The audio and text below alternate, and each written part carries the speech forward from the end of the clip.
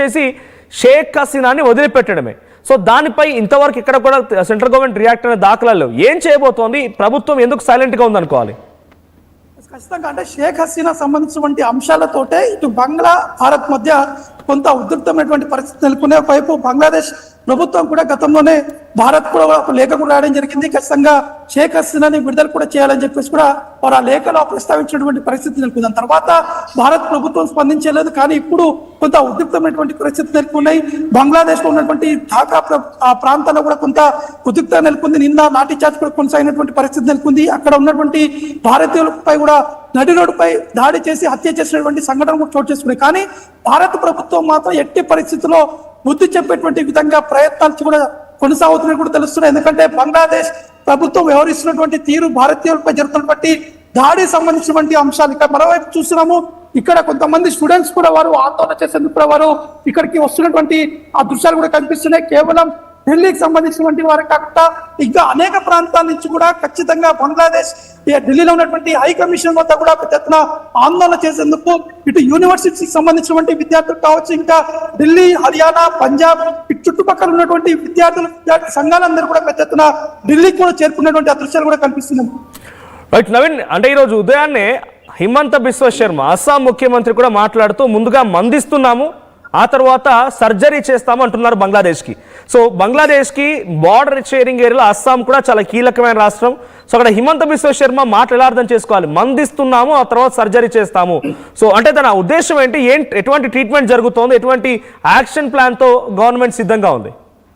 అంటే ఏ క్షణమైనా కూడా భారత్ ప్రభుత్వం ఖచ్చితంగా బంగ్లాదేశ్కి ఒక పెద్ద షాక్ ఇచ్చేటువంటి అవకాశం ఉన్నట్టు మనకి స్పష్టంగా అర్థమవుతుంది. ఎందుకంటే భారత్ ప్రభుత్వం కూడా చాలా ఆలోచన చేసిన తర్వాతనే అడిగేయాలనేటువంటి దిశగా భారత్ ప్రభుత్వం కూడా ఒక ఆలోచన కూడా చేస్తున్నట్టు తెలుస్తుంది. ఎందుకంటే నిన్న సాయంత్రం అమిత్ షా నివాసం కూడా కొంత కీలకమైనటువంటి సమావేశం కూడా జరిగినట్టు తెలుస్తుంది.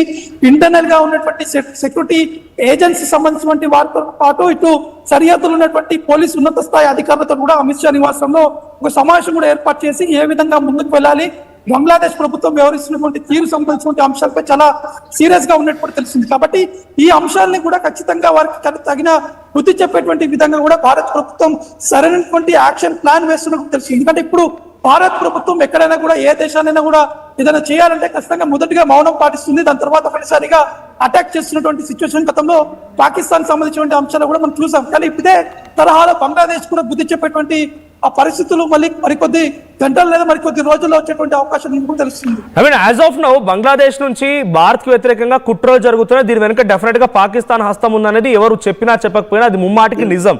At the same time Jaish ఈ మహమ్మద్ ఉగ్రవాద సంస్థకు సంబంధించిన కొంతమంది ఉగ్రవాదులు కూడా బంగ్లాదేశ్ టు ఇండియా ఈ బార్డర్ మధ్యలో కొన్ని రోజుల పాటు తిష్ట వేసుకొని కూర్చున్నట్టు తెలుస్తోంది. చాలా వరకు రికార్డ్స్ లో రా ఏజెన్సీలు కూడా మనం బయట పెట్టానట్టుగా మాట్లాడుకున్నాం. మనం కూడా చాలా అంశాలు పైన అనాలిసిస్ చేశాం. సో ఆ తర్వాత నుంచి కృత్రిమ ఉద్యమాలు మొదలయ్యాయి. సో అటు బంగ్లాదేశ్ వైపు నుంచి భారత ప్రభుత్వానికి ఎక్కడైనా లీగల్ గా అంటే షేక్ హసీనా అప్పగించమని ఒక లెటరో యూఎస్ నుంచో లేకపోతే అక్కడ ఇంటర్నేషనల్ క్రైమ్ ట్రిబ్యునల్ కోర్టు నుంచో తను ఎక్కడుందన్న విషయం అందరికీ తెలిసిందే. సో అటువైపు నుంచి ఏదైనా లీగల్ ప్రొసీడింగ్స్ ప్రకారంగా ఒక లెటర్ కానీ ఒక రిక్వెస్ట్ లెటర్ కానీ ఏదైనా వచ్చిందా? అంటే రీసెంట్ గానే యుఎస్ ప్రభుత్వం కూడా భారత ప్రభుత్వాన్ని ఇతర దేశాలతో కూడా కొంత ఒత్తిడి తీసుకొచ్చేటువంటి ప్రయత్నాలు కూడా చేశారు. కానీ భారత ప్రభుత్వం దానిపై ఎవరు ఎంత ప్రెజర్ చేసినా కూడా ఎవరితోటి ఎటు రెస్పాన్స్ అయితే ఇవ్వలేదు. కానీ ఇప్పుడున్నటువంటి ప్రెజెంట్ సిచ్యువేషన్ లో భారత ప్రభుత్వం కూడా కరాఖండిగా వారు సమాధానం కూడా చెప్పేటువంటి అవకాశం ఉన్నట్టు కూడా తెలుస్తుంది. ఎందుకంటే భారత ప్రభుత్వం ప్రతి ఒక్క ఇన్ఫర్మేషన్ లాగిన తర్వాతనే సరైనటువంటి ఆ బుద్ధి చెప్పేటువంటి దిశ కూడా వారు ప్రయత్నం చేస్తున్నట్టు తెలుస్తుంది. ఎందుకంటే పాకిస్తాన్ ఎట్టి పరిస్థితుల్లో బంగ్లాదేశ్ వెనకాల నుండి కూడా నడిపిస్తుందనే అంశాలు కూడా ఆల్రెడీ ఇంటెలిజెన్స్ సంబంధించినటువంటి విభాగాలు కూడా కొంత సమాచారం సేకరించి ఇటు ఆ హోంశాఖ మంత్రికి కూడా వారు సమాచారం కూడా ఇచ్చారు. కానీ ఇవన్నీ అంశాలను కూడా పరిమితి తీసుకున్న తర్వాత పూర్తి స్థాయిలో ఇన్ఫర్మేషన్ వచ్చిన తర్వాతనే దీనిపై యాక్షన్ ప్లాన్ ముందున్నటువంటి అవకాశాలు ఉన్నట్టు కూడా తెలుస్తుంది.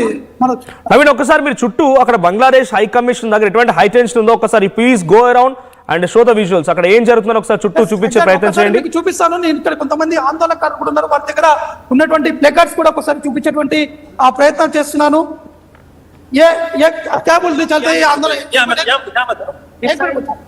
అంటే అందరూ కూడా వారందరూ ఆందోళనకారులపై నుంచి పంపించేటువంటి ప్రయత్నాలు చేస్తున్నారు. ఎందుకంటే ప్రతి ఒక్కరు హిందూ సంఘాలతో పాటు ఇక్కడ ఉన్నటువంటి ఆందోళనకారులు పెద్ద ఎత్తున ఫైర్ తోటి ఇక్కడ రావడం జరిగింది. ఎట్టి పరిస్థితుల్లో బంగ్లాదేశ్ హై కమిషన్ ని నేలమట్టం చేస్తాము, ఎందుకంటే హిందువులపై జరుగుతున్నటువంటి దాడులను మేము సహించాము, ఖచ్చితంగా వారికి బుద్ధి చెప్పేటువంటి విధంగా మేము ఇక్కడి నుంచి వెళ్తామని చెప్పేసి కూడా వాళ్ళు కూడా చెప్తున్నారు. ఒకసారి పూర్తి స్థాయిలో ఇక్కడ చూస్తున్నాం, ఒకసారి బస్సుకు కూడా అడ్డం పెట్టినటువంటి దృశ్యాలు కూడా కనిపిస్తున్నాయి. ఇప్పటికే కొంతమందిని అదుపులోకి తీసుకొని ఇక్కడ సమీపంలో ఉన్నటువంటి పోలీస్ స్టేషన్ కూడా తరలించారు. ఈ Bangladesh high commission left side లో ఉంది.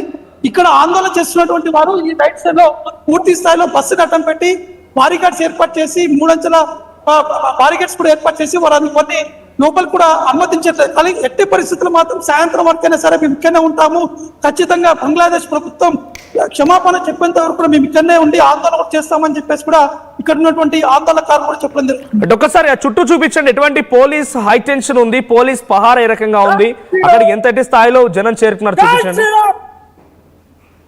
ఎగ్జాక్ట్ గా ఒక్కసారి మీకు చూపించేటువంటి ప్రయత్నం చేస్తున్నాను. ఇక్కడంతా ఉమెన్ పోలీసులు అందరూ కూడా ఇక్కడికి చేరుకున్నారు. ఎందుకంటే మహిళలు కూడా పెద్ద ఎత్తున ఇక్కడికి ఆందోళన చేసేందుకు వచ్చినటువంటి దృశ్యాలు కూడా కనిపిస్తున్నాయి. ఒకసారి మీకు బస్ ఈతలో ఉన్నటువంటి ఆ దృశ్యాలు చూపించేటువంటి ప్రయత్నం చేస్తాను.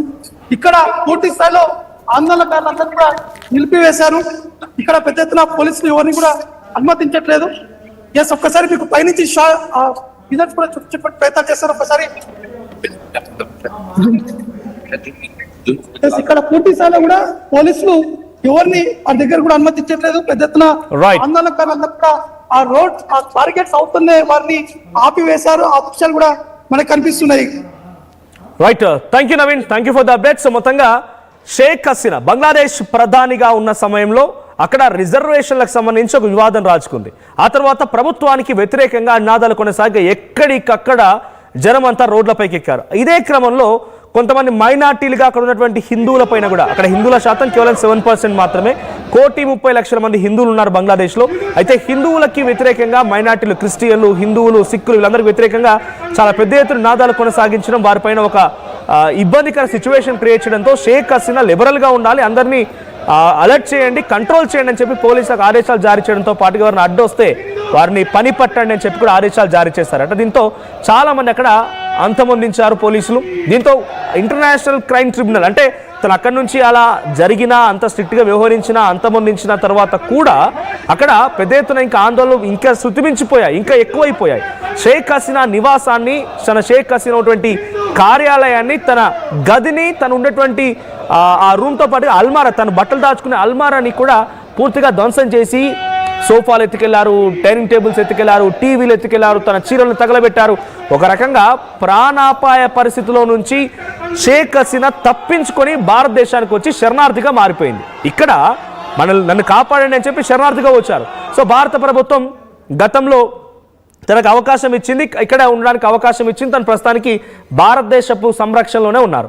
సో రీసెంట్గా ఇంటర్నేషనల్ క్రైమ్ ట్రిబ్యునల్ ఏం చేసిందనంటే కొంతమంది పిటిషన్ వేశారు. షేక్ హసీనా మా వాళ్ళ మరణానికి కారణమైంది, పోలీసులకి ఆదేశాలు జారీ చేసి చంపమని చెప్పింది, అది నిరూపితమైన నేపథ్యంలో తనకి మరణశిక్షను కూడా విధించారు. తనతో